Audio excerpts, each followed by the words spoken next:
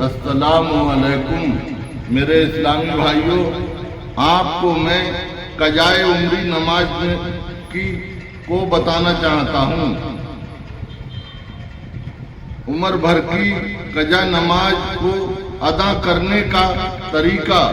कजाए उम्री ऐसे लोग जिनकी पिछली फर्ज नमाज बाकी है, वो कजा नमाज पढ़ें। कजा नमाज जल्द से जल्द अदा करना बहुत जरूरी है। मालूम नहीं कि कब मौत आ जाए। आपको फुर्सत का जो भी वक्त मिले उसमें कजा नमाज पढ़ते रहें, यहाँ तक कि पूरी हो जाए। कोशिश करें कि कजा नमाज छुपकर पढ़ें।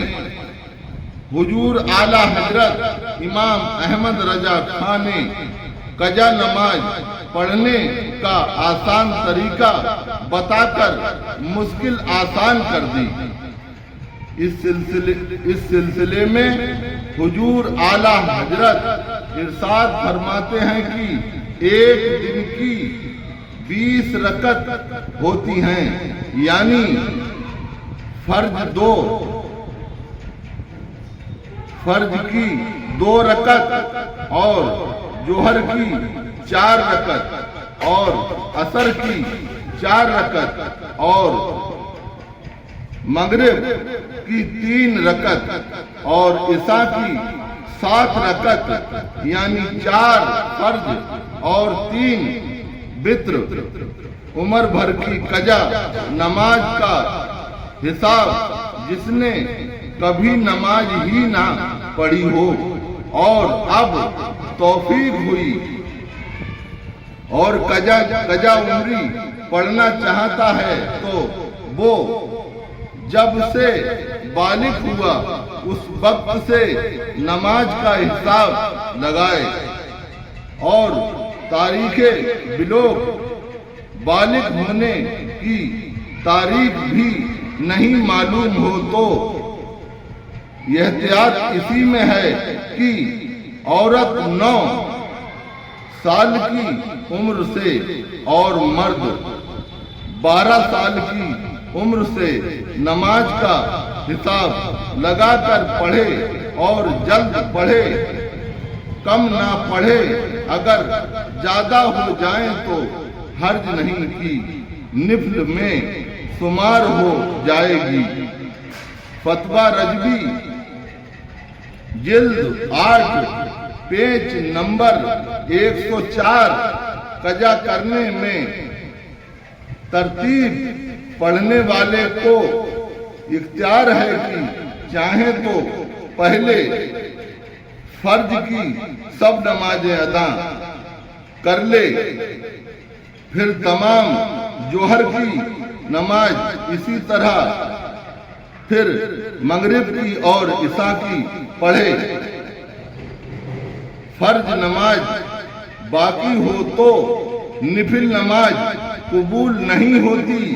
कजा नमाज निफिल नमाजों से ज्यादा कीमत और अहमियत है, इसलिए ऐसे लोग निफिल नमाज की जगह कजा नमाज पढ़ें ताकि कजा जल्द खत्म हो जाए। कजाए उम्री का तरीका। हनफी नियत का तरीका।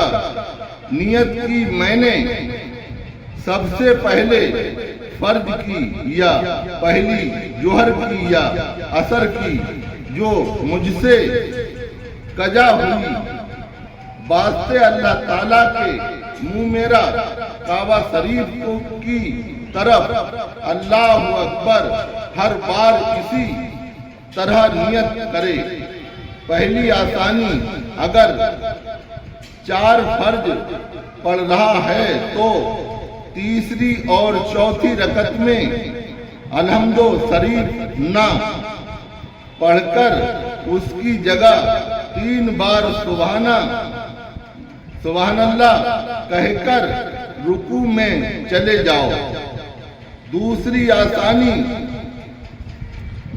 आसानी रुकू में 3 बार सुभान रब्बिल अजीम कहने की बजाय 1 बार कहो। इसी तरह सजदे में 3 बार सुभान रब्बिल आला कहने की बजाय 1 बार कहो।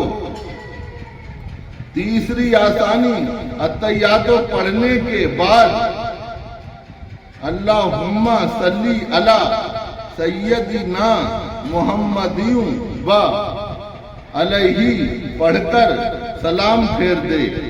अत्तहियातों के बाद दोनों दुरूद और दुआ ना पढ़े। चौथी आसानी ईसा की पितर की तीसरी रकत में दुआ कुनूत की जगह 3 या 1 बार रब्बिल फिरली कहे और रुकू में चले जाओ।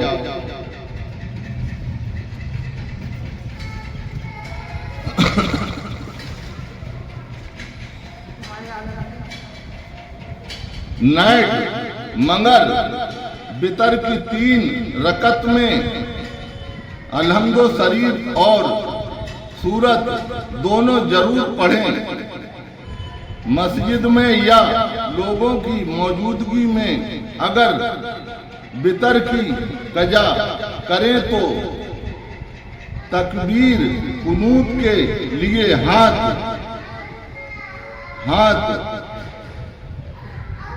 ना उठाएं।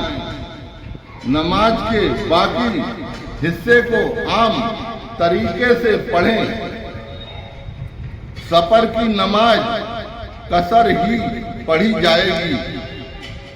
तरावी की कजा नहीं होती।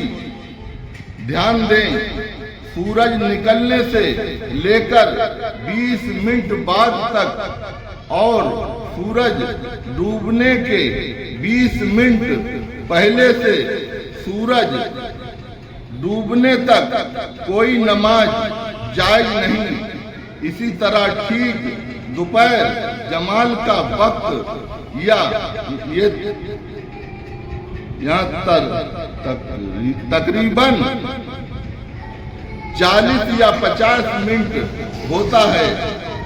इन वक्तों में किसी भी तरह की नमाज पढ़ना जायज नहीं। हवाला फतवा रजबी। आज अक्सर लोग नमाज में पैंट या पैजामे की मोरी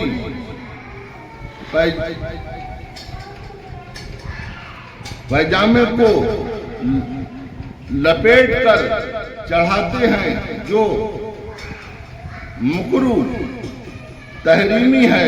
हदीस में है कि रसूलुल्लाह सल्लल्लाहु ताला अलैहि वसल्लम ने फरमाया कि मुझे हुक्म दिया गया कि मैं 7 हड्डियों पर सजदा करूं। पेशानी, दोनों हाथ, दोनों घुटने और दोनों पंजे। और ये हुक्म दिया गया कि मैं नमाज में कपड़े और बाल ना समेटूं।